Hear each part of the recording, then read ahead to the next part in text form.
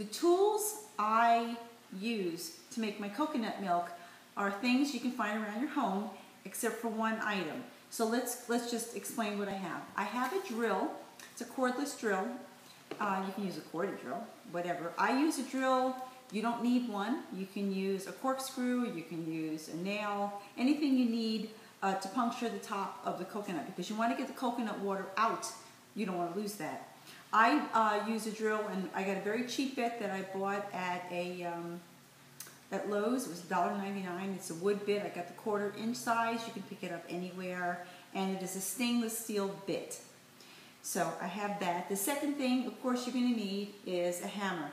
You don't need one of those big, we're not doing that to the coconut. It's really easy to open. It's just going to take a couple of taps. You're going to see. And I've opened up many, many.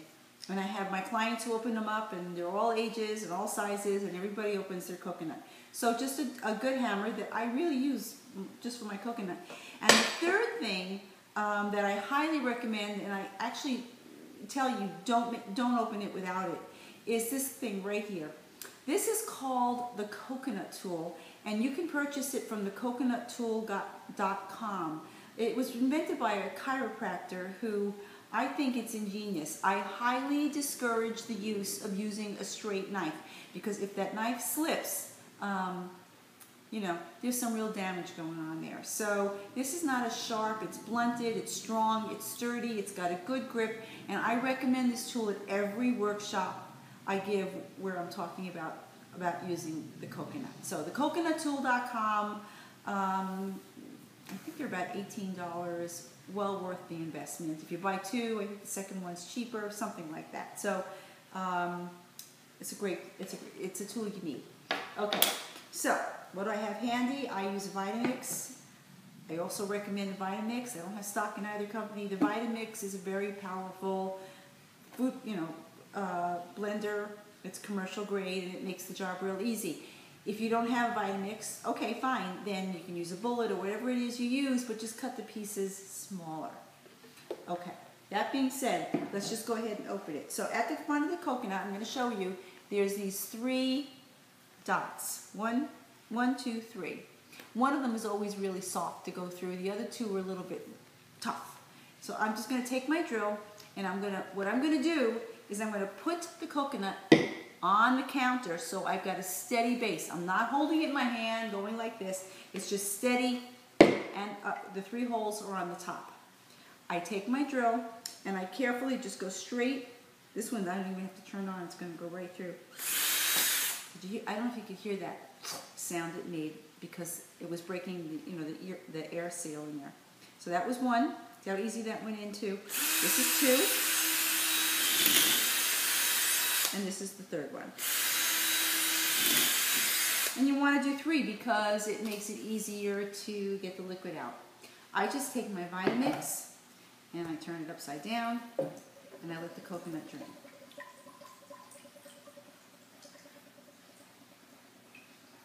I always find there's an angle, and you see how, I don't know if you can, I hope you can see it, the coconut water in there is clear. There it goes. There's always an angle that makes it come out faster. So there you go. Some of them are larger, some of them have more milk, water than others, and I mean, so far so good, right? You can do it. And you can see the coconut water's in there. You've got a good amount in there. The next part is the part that I guess is most scary for people, and it really shouldn't be, but this is the time I put the 3 holes away from me, so the lines kind of run horizontally, and you don't need a lot of power, you don't need a lot of strength, you just have to hit the right spot. So I'm going to teach you my little trick, and then I have one at the end too if all else fails. But so listen carefully with your ears, and you're going to hear like a high-pitched noise when I tap lightly, and then you're going to hear a low-pitched noise. That's what we're looking for. So let's just listen. See how that got higher? And you just hit it around, and then you're going to hit a spot, which is actually the first spot I hit, which is a low spot. Did you hear that? It's lower, higher. I'm not hitting it harder, lower. It's that low spot that you want to tap, because that's where the weak point is, and it's going to crack. At least Works for me. So to me, that's a low spot. Also, I don't use the blunt of the hammer. I kind of use the edge a little bit there, and it just makes it easy. I usually can get them open in about 3 taps, but we'll see, because I'm on video. It'll probably be stubborn. So here's my thud point. See? That's also right around here. See, high, low. Okay, so that's where I'm going to hit it. Okay, so a couple of taps. Good taps, but I'm holding it in my hand. My hand's not on the counter. They're up in the air. Okay, so 1. Okay, well, so much for 3 bloody taps, right? There it is. It's cracked. You see? But it really didn't take supernatural strength.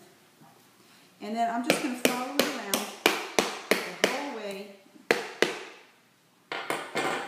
And it should be cracked. And there you go. Okay? Nothing miraculous. It took a little bit longer than usual because I'm doing it on video, and of course it's going to do that. So here it is. It's really, see all that nice white meat, nothing slimy and slimy. It's not fresh.